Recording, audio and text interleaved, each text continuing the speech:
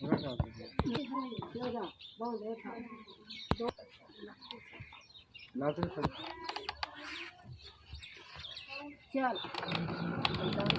अं motorcycle आ रहे सानू देखता नहीं सी एक्सीडेंट हो गया लत्तां टुटियां ने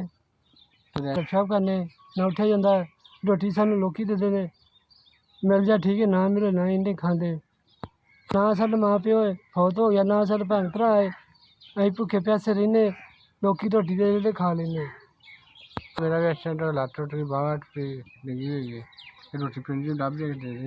भुखे ढाई रही बुढ़ी ही माड़ा घर छड़ के चली बच्ची ब्याह सी मैं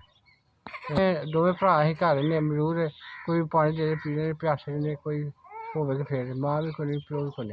बुढ़ी माड़े घर छड़ के धी है मैं ब्याह सी अल्लाह तो सुहा कोई नहीं बंदा है अल्लाह रोटी को दे पानी दे पीने कोई नहीं 10,000 रुपया मिल गया तंदुरुस्ती सेहत दवे